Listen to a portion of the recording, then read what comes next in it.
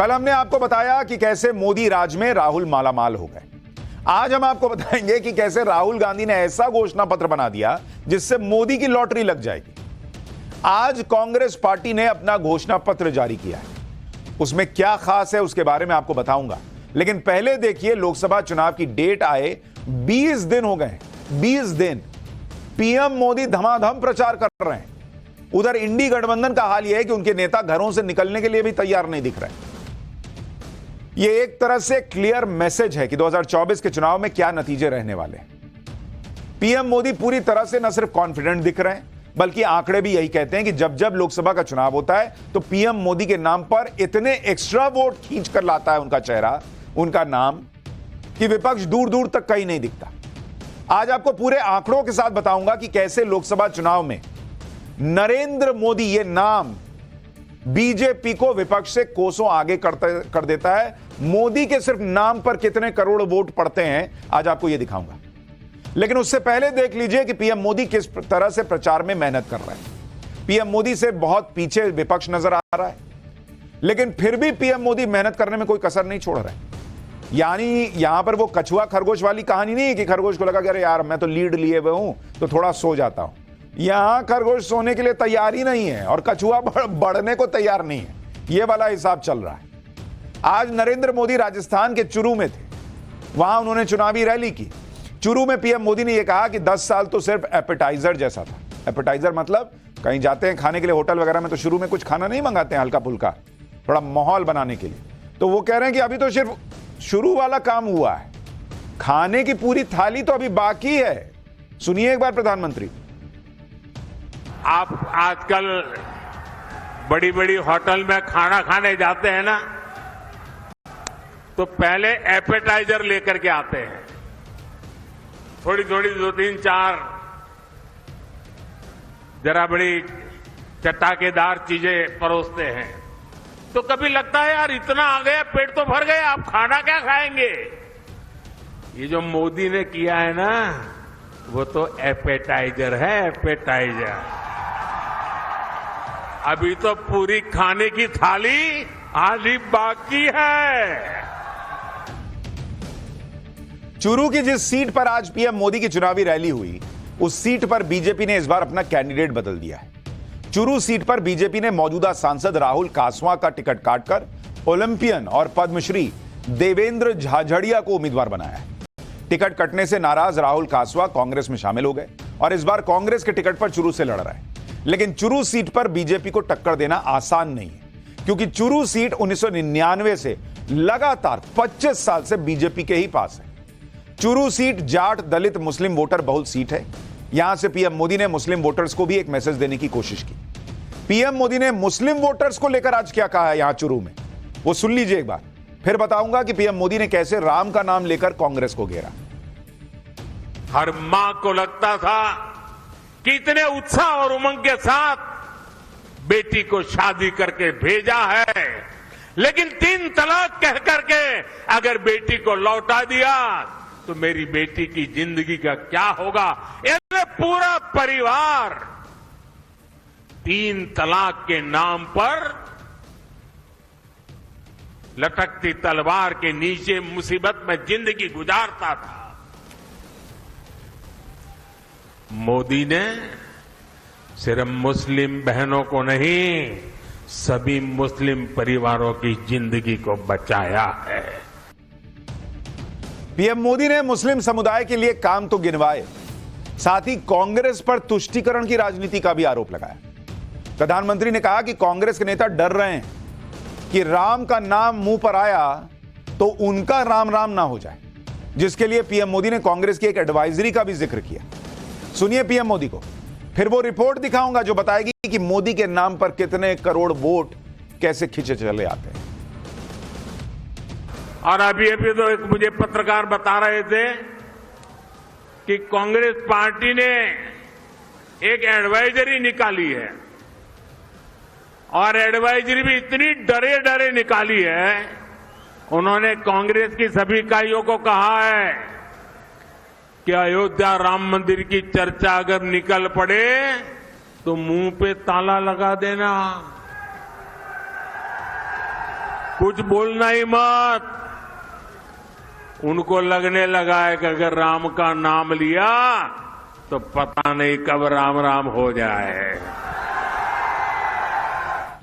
यानी प्रधानमंत्री को अगर आप देखेंगे, वो अपने काम भी गिना रहे हैं, वो राम का नाम भी याद दिला रहे हैं, और मेहनत में भी कोई कमी नहीं।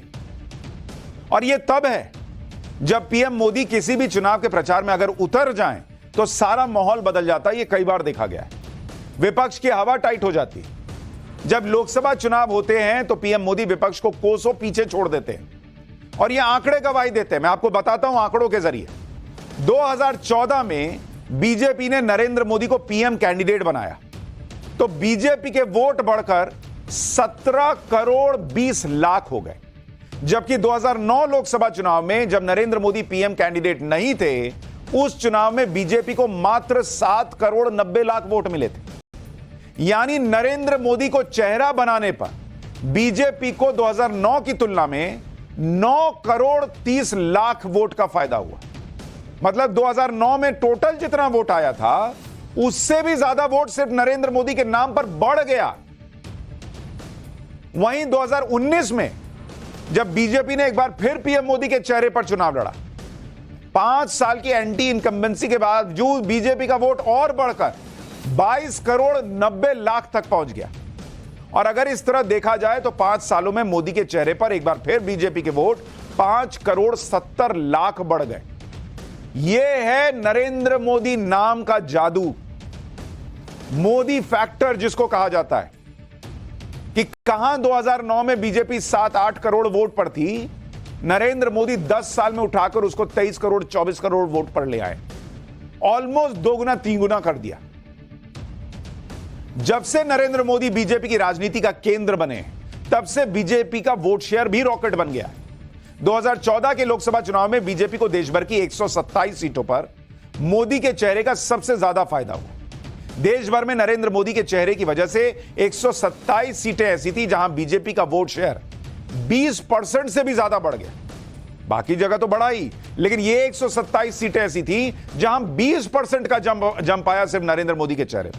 और चुनाव में बहुत 2% 3% वोट पड़ना बड़ी बात होती है, 20% का जंप।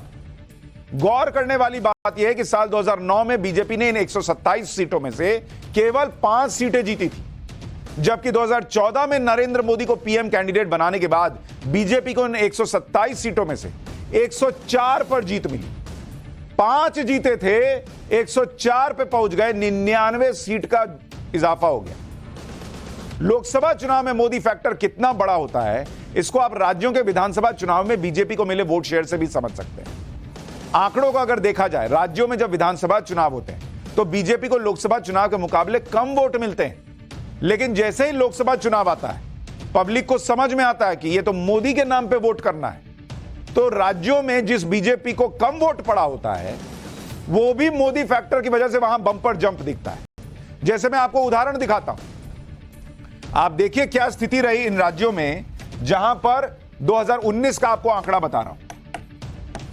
2019 के चुनाव में, लोकसभा चुनाव में अगर आप विधानसभा की तुलना में देखें, विधानसभा की तुलना में कितना वोट कहां पर बढ़ा, अब आप इसको देखिए। जैसे हरियाणा में जब 2019 का चुनाव हुआ, लोकसभा का चुनाव, तो जितना विधानसभा में वोट बीजेपी को आया था उससे 21.7% ये प्लस हो गया। समझ रहे हैं, मोदी के नाम पे 22% वोट बढ़ गया, जितना हरियाणा विधानसभा में बीजेपी को वोट पड़ा था उससे। हिमाचल में देखिए, हिमाचल में बीजेपी को जितना वोट आया था उसमें 20% वोट बढ़ गया सिर्फ नरेंद्र मोदी के नाम पर 2019 के लोकसभा चुनाव में। राजस्थान, यहां पर भी 20% से ज्यादा का जंप आ गया नरेंद्र मोदी के नाम पर।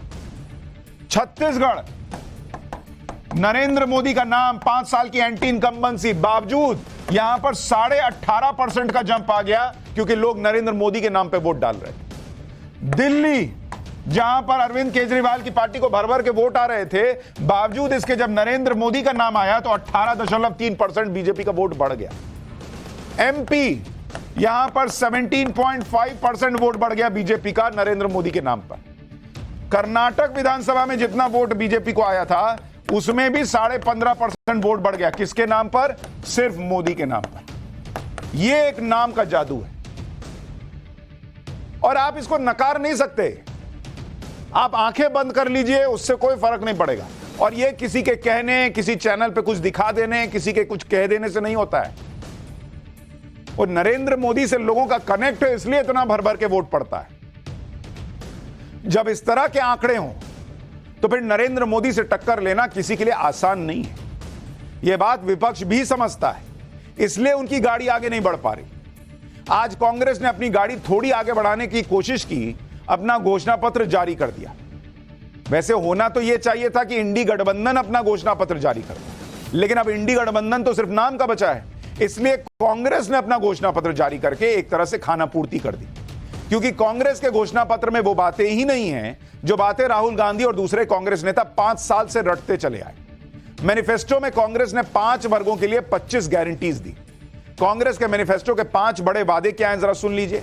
उन्होंने कहा कि युवाओं को 30 लाख सरकारी नौकरी देने का वादा कर रहे हैं। गरीब परिवार की महिला को सालाना 1 लाख रुपए की मदद करेंगे। किसानों की कर्ज माफी और एमएसपी की कानूनी गारंटी का वादा कर दिया। जातीय जनगणना और उसके आधार पर जिसकी जितनी संख्या बारी उसकी उतनी हिस्सेदारी का वादा कर दिया। आरक्षण की 50% की लिमिट को खत्म करने का वादा किया गया। मैनिफेस्टो जारी करते हुए आज राहुल गांधी ने क्या कहा है वो एक बार सुन लीजिए, फिर आपको बताऊंगा कि वो वादे जिसे कांग्रेस या तो मैनिफेस्टो में डालना भूल गई या जानबूझकर उन्हें छोड़ दिया। ये जो मैनिफेस्टो बना है, ये मैनिफेस्टो कांग्रेस पार्टी ने नहीं बनाया है।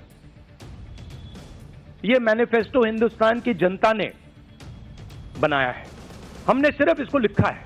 नरेंद्र मोदी जी ने आज नहीं तो कल ऑपोजिशन को पूरी chargesheet, proof sheet electoral bonds के थ्रू पकड़ा दी है। तो इसीलिए थोड़ा टेरर हो रहा है उनको, इसीलिए नंबर निकला है 400 पार। इसलिए ये महाराष्ट्र में हमारे नेता ले जा रहे हैं, हरियाणा में सब जगह हमारे नेता ले जा रहे हैं, क्योंकि इनको लग रहा है कि भैया अगर 400 पार नहीं 180 हो गई, 160 हो गई, 140 हो गई तो नैया पार हो जाएगी। यानी राहुल गांधी भी मान रहे हैं कि उनके लोग जो छोड़ के जा रहे हैं उससे बीजेपी 400 पार जा सकती है। कांग्रेस के मैनिफेस्टो में कई ऐसे मुद्दे हैं जिन्हें राहुल गांधी लगातार उठाते आ रहे हैं, लेकिन 2 ऐसे मुद्दे हैं जिन पर राहुल गांधी ने रैलियों में तो बहुत तालियां बटोरी, लेकिन मैनिफेस्टो में कांग्रेस उन मुद्दों को लेकर चुप है। पहला मुद्दा है ओपीएस यानी ओल्ड पेंशन स्कीम को लेकर।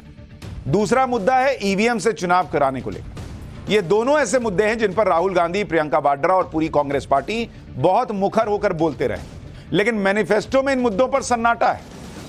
इसलिए अब यह सवाल उठ रहे हैं कि क्या कांग्रेस ने इन मुद्दों को जानबूझकर छोड़ दिया या वो भूल गई। क्योंकि जैसे आप ओपीएस का मुद्दा देखिए, यह वो मुद्दा है जिसके दम पर कांग्रेस पार्टी ने हिमाचल में चुनाव जीता। खुद कांग्रेस ने जीत का क्रेडिट इस मुद्दे को दिया था।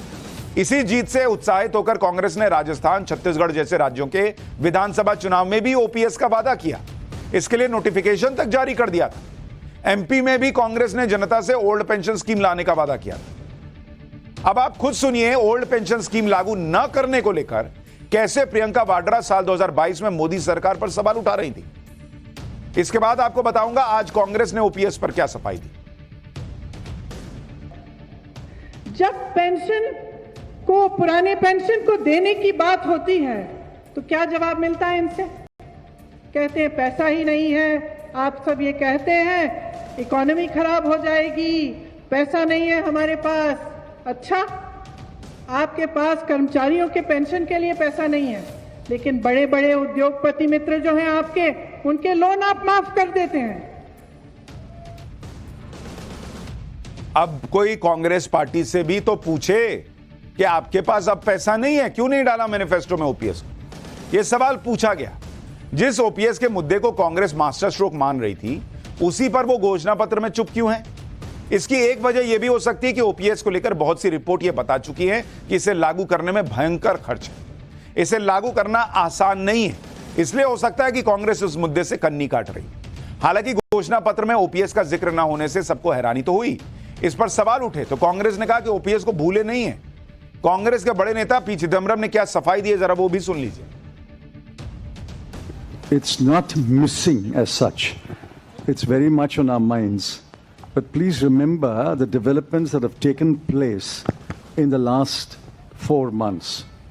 The government has appointed a committee headed by the Finance Secretary to review the NPS and the demand for OPS and to find a way. It would be premature to take a stand on the OPS-NPS controversy.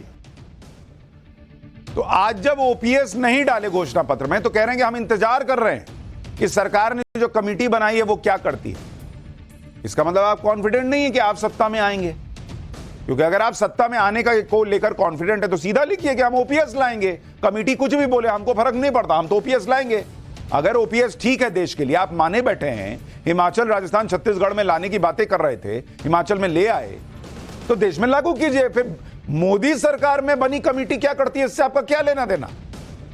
लेकिन जब जवाब नहीं है तो बोल दिया कि हाँ मोदी जी कुछ कर रहे हैं, हम देखते हैं क्या कर रहे हैं। इसी तरह हो सकता है कि कांग्रेस को ईवीएम का मुद्दा भी उल्टा पड़ता दिख रहा है, इसलिए कांग्रेस ने घोषणा पत्र में ईवीएम को नकारने की बात नहीं की। कांग्रेस ने घोषणा पत्र में ईवीएम से ही चुनाव कराने की बात कही, घोषणा पत्र में बैलेट पेपर का भी जिक्र किया। कांग्रेस ने ईवीएम और बैलेट पेपर की पारदर्शिता के लिए कानून में संशोधन का वादा किया। पार्टी ने घोषणा पत्र में कहा कि मतदान ईवीएम से होगा, लेकिन इलेक्ट्रॉनिक वोट का मिलान वीवीपैट स्लिप से किया जाएगा। यानी कांग्रेस ने ईवीएम को तो खारिज नहीं किया, लेकिन यह बात इसलिए हैरान करती है क्योंकि राहुल गांधी लगातार ईवीएम के खिलाफ बोल रहे हैं। हाल ही में राहुल गांधी ने कहा था कि बीजेपी 400 सीट की बात कर रही है, लेकिन बिना ईवीएम, बिना मैच फिक्सिंग के 180 सीट नहीं आएगी।